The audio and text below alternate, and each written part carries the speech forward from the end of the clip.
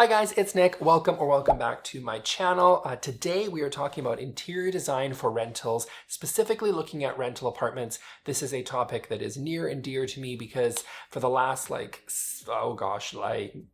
17 years, I have always lived in an apartment. So just because you're in a rental does not mean that you skip out on design, because you can still design a beautiful space that works for you, even if you're not doing anything super permanent. If you're new to my channel, maybe consider subscribing. I talk about interior design here every week so that you can design a beautiful functional home for you and your family. So feel free to subscribe down below. So tip number one that I have for you guys is to swap out your hardware. So for this, I mean, obviously there's the hardware that you normally have for your own furniture. So say your media console, or like if you have a credenza or something and you want to swap out the hardware that's yours, like you own it, then that's obviously different. I encourage you to do that anyway.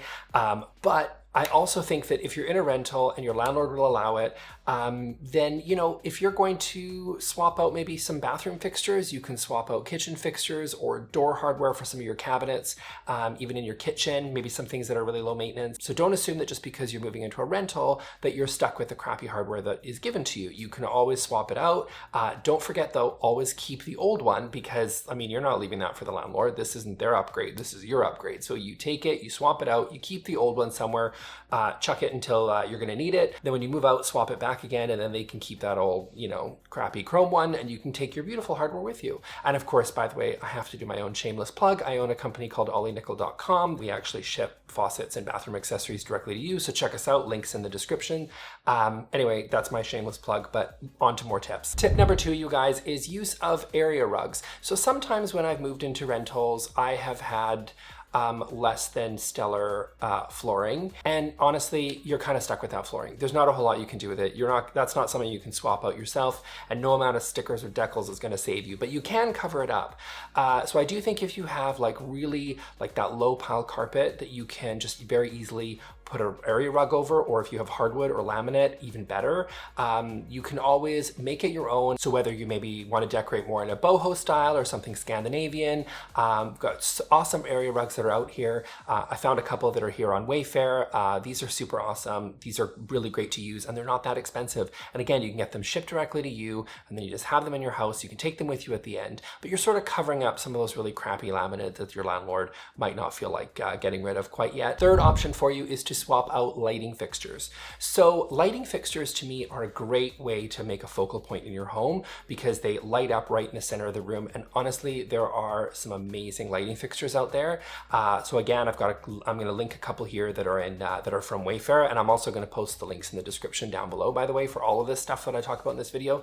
But these are really awesome because they create this really amazing focal point. You can always just swap it out for yourself, and again, keep those really crappy discs that you were probably given, you know, those sort of builder grade lighting fixtures. I mean, it's such a waste to just leave those in. So again, your landlord's not interested in putting in some super amazing, fabulous lighting fixtures, but that doesn't mean you can't. So you take the old ones, you stuff it where those old faucets are, and you swap it out with something really big and beautiful, something really cool that creates such intrigue in your home, and people aren't even going to realize that it's a rental, to be honest, because it's going to look super customized and it's going to be integrated and coordinated with the rest of your design of your space. Tip number four, and this one's obvious, it feels a little bit like a gimme, but it's true, and that is paint the walls. I honestly think that in most places, if I look at a place and people are thinking about doing a renovation, honestly, there are two steps that really go the furthest as far as I'm concerned. That is flooring, and that is paint. So you can take a place without knocking down walls or anything, and you can upgrade those two things, and it makes a massive difference on a home.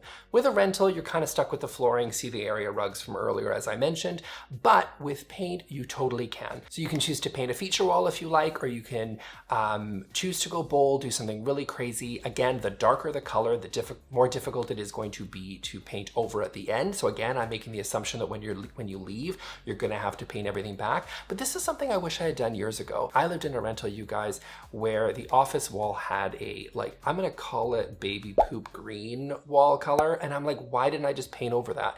I lived that place for 4 years, and I lived with those baby poop green walls. And why? I really should have swapped it out. Honestly, this is what I also found, by the way, with that place. When I left anyway, the landlord said, don't worry about the walls. I'm just going to go in and paint the whole place anyway. They might not even care that you painted the walls, because they might want to put a fresh coat of paint in there anyway. Good landlords usually will, because they know they're going to be able to rent the place out faster for the next tenant. So Clear it with your landlord first, but don't forget to paint those walls. An easy way to refresh the space. Next tip for you guys, which is kind of in line with the painting, is removable wallpaper. So wallpaper is tricky. If you watch my video of how to make your home look more expensive, which you can find right here, it's my first video, so be gentle, but I talked a lot about how wallpaper just makes such a huge difference in terms of upgrading a place, makes it feel less builder, it makes it feel more custom for you.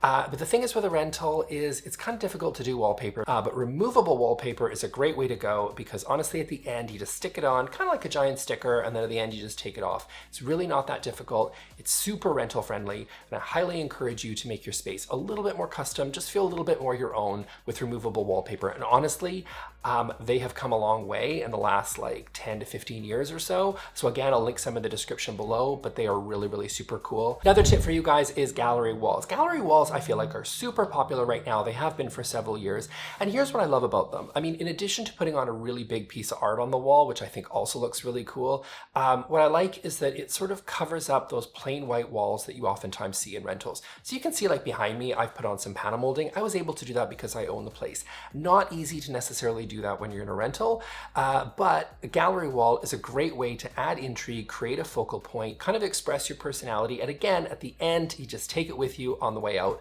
And that's awesome. Next up is to install drapes. So sometimes I find that rentals typically have those same old crappy blinds, like they're, you know, those like, you know what I'm talking about. Like they just get dirty. They started out white, but then they look cream. They're either plastic or they're that fabric. Don't really care for those blinds. But if you add drapery, you're immediately making your space look a lot more finished. So drapes will add a really great visual impact to your space. It really frames all of your windows. And again, it's something that you can take with you and use in your next place. Just make sure to get really beautiful drapes that are going to really add character and dimension to the space.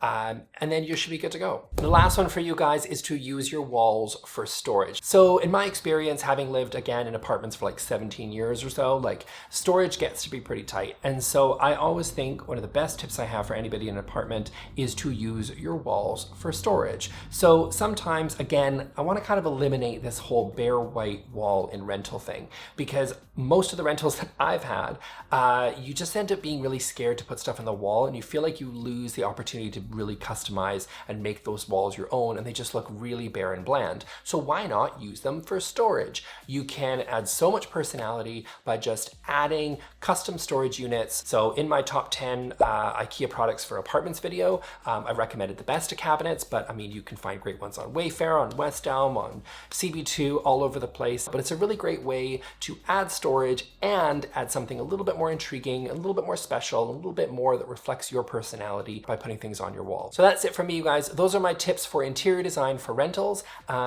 If you like this video, got any value, of course, click like, subscribe if you want to see more from me in your subscription inbox. Why wouldn't you? So that's it for me. So talk to you guys next time. Bye.